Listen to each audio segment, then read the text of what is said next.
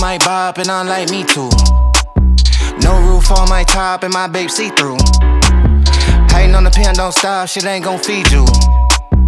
I've been all on my grind, so why I need you.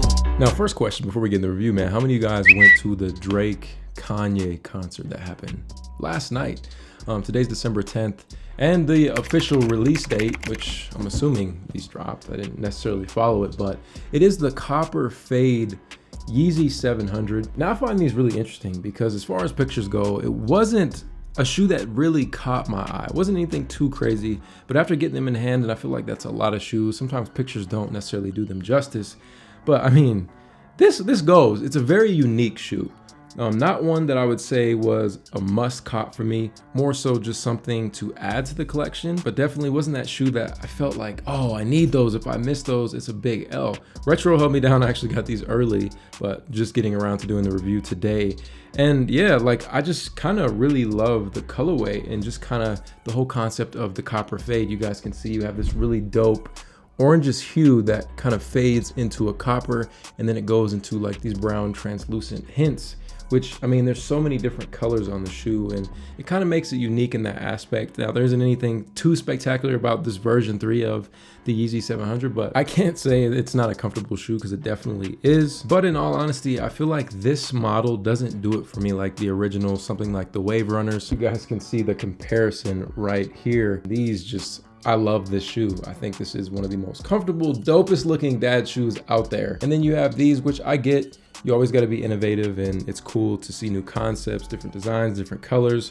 But I feel like honestly, V3s are just that shoe that you kind of buy one and that's all you really need. You know what I mean? Like for the Wave Runners or the originals, I could get these in white, black, and be happy with having multiple colors. But for these, I feel like you get your basic trims, you know, your blacks or your whites, whatever it is that you want. And that's kind of it. And that's just my personal opinion, but it's just not a shoe that really does it for me like that. I think that's kind of why I do these reviews in the first place, is not only to just see is a shoe for me a personal cop or a drop, but also just to kind of really like dissect if it's worth it. Because I mean, this is a $200 price point, and if you like them, you like them. At the end of the day, that's what it comes down to. Sneakers are about, I get all these questions like people are always like, oh, should I cop these or should I cop these? But in reality, it just comes down to buying what you truly like. If this is like your holy grail, that's fine. That's your prerogative, you know what I mean? I think this is a really cool shoe to have in the collection as far as just, you know, one of those days you just pull them out and people are like, damn, those are actually pretty fire. It's definitely that element, just not necessarily a shoe that I would spend my last $200 on if it came down to it. You know what I mean? If we're talking like a Cement 4 or, you know, some Jordan 1s, I might spend my last dime to be happy and fresh. But for these, I think I'll just save my money. Speaking of saving money, I want to talk to you guys about Yotta. I've introduced this many times on the channel. I think this is a good look for a lot of us because the majority of the time when you strike on a sneaker, you're just mad. But in reality, if you think about it, you actually just saved yourself $200.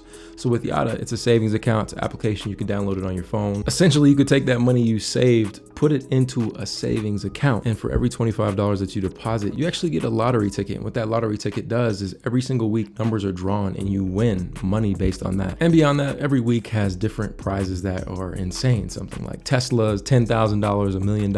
I got a good amount of money in the savings. And my lottery tickets are drawn pretty much every week. They're kind of recurring. So I've been winning like 20 cents here, 15 cents here, but you know, it slowly accumulates as it stays in there. So just something I want you guys to check out if you're interested. You can click the link down below and download it and just check it out. And if any of you guys have tried it out so far, let me know what you think about it down below in the comments. Some of the most important points to touch over with this shoe, if you do like it is a bit snug. I typically just go true to size. It's fine, but it is snug, and I think it forms to your foot because you do have that ortholite sole on the inside of the shoe. So definitely go true to size. And I like what Kanye's doing as far as the no tie laces. I hate tying my shoes. Like mostly these days, I've just been wearing like UGG slides everywhere I go because I don't want to tie my shoes. I've just been lazy.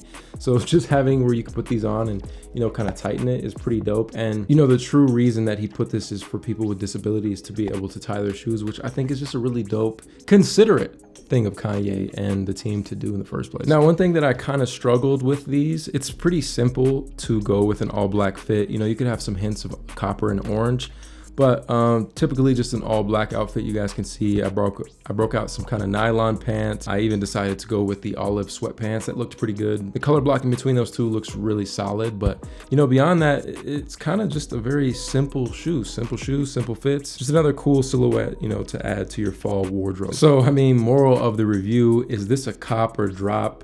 Personally, for me, it's a drop. And I don't mean that like I hate the shoe or anything like that. I just mean my personal cops and drops come down to value, if I truly like it, and if I think it's worth the price point. And I just don't see it with these. They're cool, like I said, plenty of times, said it over and over in the review. I'm not hating on them at all. I do love the V3s, but I think this is an easy pass for me. But I'd love to hear what you guys think, man. Is this a cop or a drop? Will you be picking these up? Would you buy them if they were cheaper? They most likely probably sold out, but I feel bad for all the resellers that, hey man, y'all notice the sneakers prices have been dropping a little bit, which is great. These resellers can't hold all this stock like they've been doing. There it is though, the copper fade Yeezy V3. Interesting shoe. Cold. I mean, definitely cold. I love the color. It just reminds me of like an old school, like Air Max or something like that. That's all. I'll see you guys in the next one. It's your boy Sneaker Life. Run it.